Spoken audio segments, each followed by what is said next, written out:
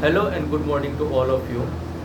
Uh, we all know that the Battle of Buxar takes place in 1764, and when we go through with its outcome, we come across a term called dual government.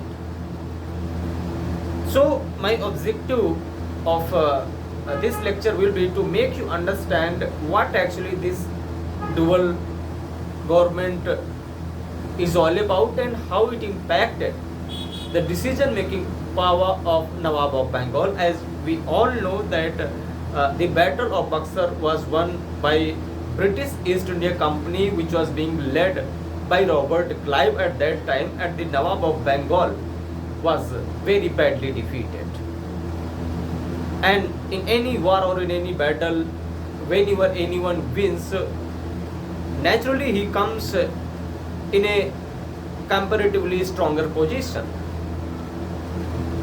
and sometimes they start showing their hegemony over the people who have been defeated. The same thing happens in this Battle of Buxar. Robert Clive, he implements so many terms and conditions over the Nawab of Bengal. One thing what he does, that he snatches away the right of Diwani. The right of Diwani was related to right to collect the revenue. And you know that these Britishers, especially this East India Company,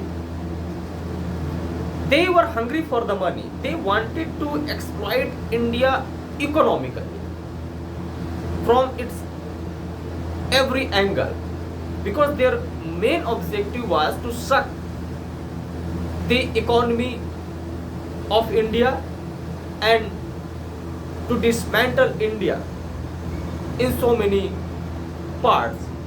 So, as they were hungry for the money only, they never cared about the situation of the people, how they are living, how they are dying, how they are managing their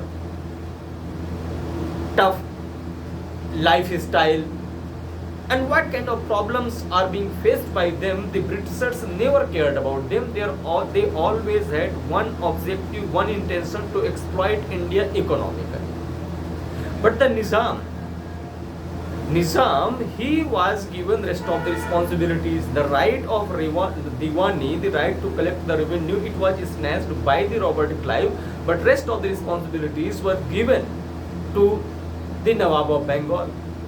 And you can very naturally understand, my friend, if at present time, if the Finance Ministry of India is being hijacked by someone, then how Mr. Modi, he will be able to provide justice to the people?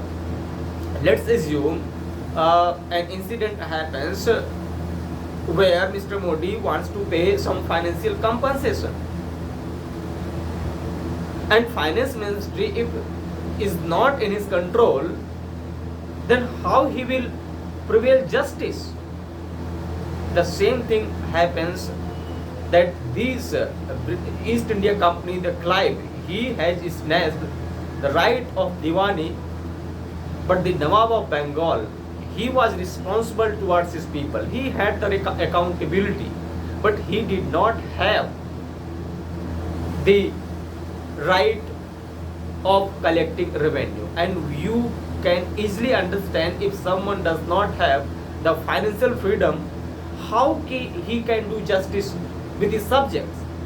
And Nawab started realizing problems. So on the one hand, where Nawab had the accountability, but he did not have the financial freedom, on the other hand, these Britishers, they had the financial freedom, as they had snatched the right to collect revenue. They did not have any accountability at all. Accountability without having the right to manage finances, I don't think it can bring a harmony in the society. And the Nawab started realizing a problem, and in due course of time, he revolted against the British East India Company. But as I started my discussion citing the term dual government, so the meaning of dual government here, that on the one hand, where the Nawab of Bengal, he has the right of Nizamat. Right of Nizamat means taking care of the administration. He was running his government, and on the other hand, where Robert Clive, he has snatched the right of collecting a revenue, and you know, revenue is a very powerful medium to affect the style of functioning of the Nawab. So you can say they were running their parallel government. On the one side, the Nawab was taking care of the administrative matters, and these people, the Robert Clive, he was managing, or he was only considering about the revenue right. So parallel governments were running.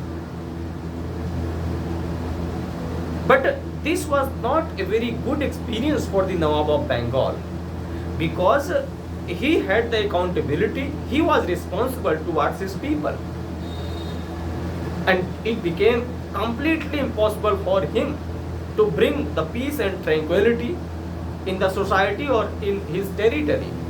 And as these British East India Company, they were only, worrying about the money which they had got. So this was not a very sweet example, as the feather of the Nawab of Bengal has been cut by the Clive or by the East India Company, and you can understand, if the feather of any birds are being cut, how it can fly. So Nawab became a nominal Nawab till the time Warren Hastings comes in 1772, because when Warren Hastings come in 1772, he removes the system of dual government, and he takes the right to collect revenue into his own hands. So this time period, starting from 1764, or you can say after the Battle of Buxar, till 1772, or you can say just before the Act 1773, this time period in history is known as the time period of dual government. Thank you.